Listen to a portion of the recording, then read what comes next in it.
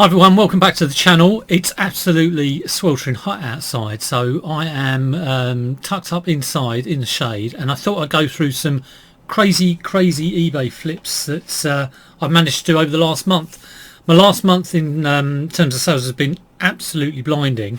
I've been doing promotional sales, which has helped, and I'm just doing my second one at the moment, so be interesting to see whether I can sort of like maintain my high sale rate. But here are some really good flips from the last month. You may find some of this stuff, you may not, but it's always worth looking out for. So first off, right, we're going to start low and work our way up. So this was actually like I got bought for nothing. It was in with another keyboard that I sold. So £0 to £6. I don't know what the ROI on that is because I started with zero, but you know, 4 of these items that I've sold I've actually got for nothing, and that was the first one. So on to the second one, and here's something I will always pick up if I am at a boot fair, if it's, you know, a reasonable price. Individually I go for around about 10 to 15, so if you can pick them up for a couple of quid, it's well worth getting. This is the expansion pack to the Atmosphere original board game, which has a videotape. Atmosphere is always worth getting. Again, I got these for nothing. I don't do a lot of Facebook Marketplace pickups, but this was actually a Facebook Marketplace pickup from about 5 miles away, so I had to drive over and get it. But I put it on. I thought it was priced reasonably high, but it sold the same day that I put it on. So, you know, just to drive out, got it back, 40 quid sold, plus the postage. Right, next one again is another freebie. I was at a boot fair. Someone had this remote control car. It didn't have the remote controller in it, but I did notice that it was what was the make on it? I think it's Tamiya, I think. Radio, possibly radio. Let me see if I can just put this up a little bit. Radiotron, there we go. And they made the Night Riders, and that's always worth getting if you see a Radiotron Night Rider. I tried looking up, doing a bit of research into this, and just could not find this car. So it was pretty badly damaged. Let me just see. Look, the back wheels were coming off. The battery compartment was very corroded.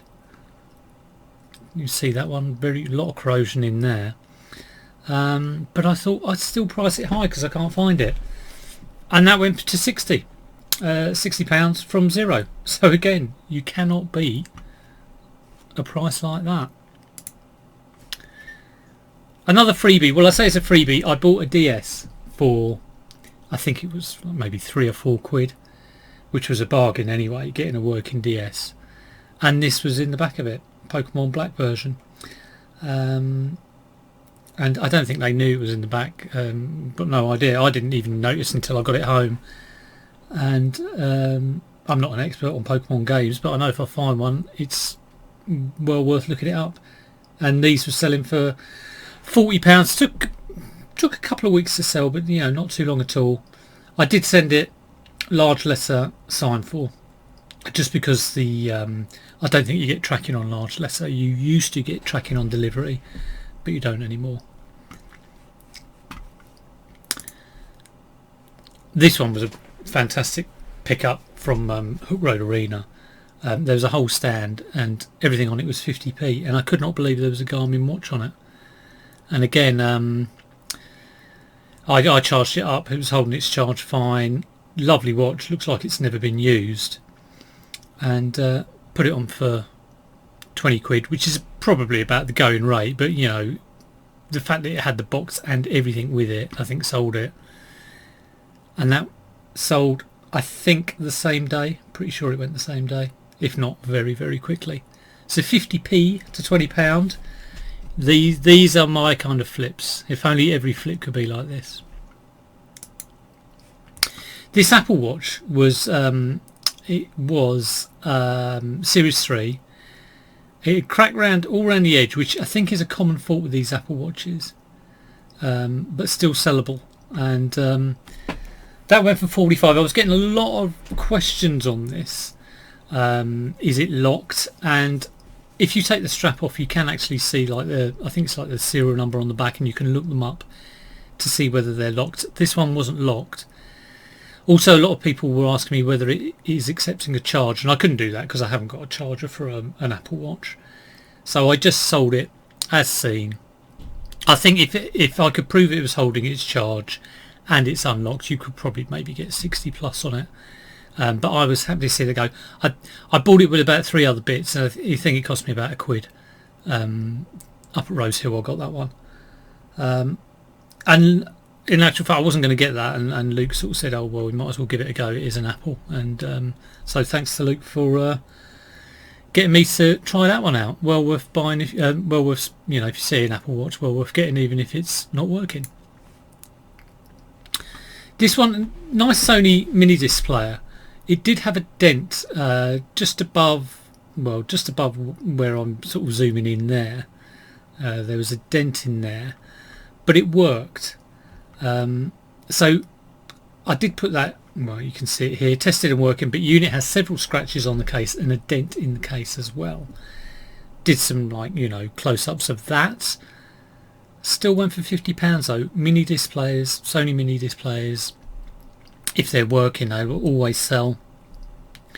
And from £5 to £50, obviously the person who sold it to me just thought it was a duffer because it was pretty done in. But I'll always stick my neck out for a mini disc player. And here's another one. This one was sold to me, and it wasn't actually working. I put a disc in and it made a hell of a racket. Not doing anything, but all it was the eject mechanism wasn't working properly. So that just needed a new drive belt there around it, a small drive belt. Easy to put that on. Probably took about 10 minutes, and you go from having something that's broken to something that's working. And again, I think I paid £6 for this, so not just a little bit over my £5, but again, I bought it with an N64, but this one I got for £6, and again sold it for 60, which is very nice indeed. Another Sony, and I got this a couple of weeks ago, and I couldn't quite believe how cheap I got it. I always like to make sure they have the charger, and the fact that this had tapes in it, it looks in good condition. I had high hopes it was going to work. I kind of thought, well, maybe it won't because I'm getting it so cheap. And the guy on the stall just looked like he would know that it had value. But I got it home, plugged it in, recorded something, played it back, ejected a tape, put in a tape, did all the usual stuff, and it worked absolutely fine. The battery wasn't holding charge, but I put that in the item description. If it hadn't been working, I probably would have sold it for around about 30-35, but I think it's a bit of a real slow one if you're selling these for parts. So to get it working and to buy it for a £5 and sell it for 120, and again it was just a few days it was sold, and that was top price actually on that. I put top price because it did have the 3 tapes with it, and it was in very good condition. So yeah, fantastic flip. And another Sony. Look at all these Sonys. I've got like about 6 Sonys in a row here. But this is these last 2 is part of a PS3 bundle, so I'll just show you that. So I got this PS3. It had 2 black controllers, the 3 games you see there. It had a white controller, which is still for sale at the moment, and it had this camo controller. So let's just say this camo cost me nothing because it was part of this bundle, and I'll tell you how much the bundle cost. So that's gone from 0 to 20. Nice little flip there. Standard price, absolutely fantastic condition, this controller. Not knackered at all. But the bundle with the 4 controllers and the 3 games, and it's backwards compatible, 4 USB port 1, and it was the quietest PS3 I've ever had. I couldn't believe it when I turned it on. It was fantastic. The whole lot cost me £15. So I flipped the main bit from 15 to 150. I flipped one of the controllers for 20, and I've still got a controller, a black controller, and I've still got a white controller which is listed. So not a bad flip at all. So in total, I mean, all of these items I've shown, they cost me £32.50.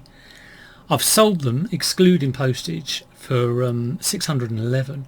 Now obviously you do have fees with that, so you know, let's take off, I normally sort of allow about 25%, could be a little bit more, so say about 150, but it's still about £432.50 to about 460, which let me see if I can work out how to get me back. Well, look at this PS3. There we go. And of course, not everything's like that. It's not, you know, not all the time I go to the boot fair and get, you know, people give me something for nothing and I end up putting it on. A lot of the time I can spend 30 quid on something and get it home and it's broken. But it just goes to show that, you know, it is out there. It can be done. There's other near misses I should talk about, actually. One of them was a couple of robots that I bought last weekend before last for a tenner each, and I got an offer of £300 for them. They're on for 200 each, and I kind of ummed and ahed, and I kind of went back with saying, would you take 320? And then he said, oh, he'd got some elsewhere. So this could have been even more, could have added a £20 to £300 flip, but it didn't happen. Sometimes these things don't happen, sometimes they do. Yeah, I felt a bit of an idiot on that one, but there you go. Anyway, I hope you enjoyed that. Yeah, if you see any of the things, obviously, you know, look out for them at boot fairs. But if you like the video, do click a like. If you're not subscribed, please subscribe. Do lots of haul videos and all that kind of jazz. Always try and tell it like it is. But for now, take care, and I'll see you soon.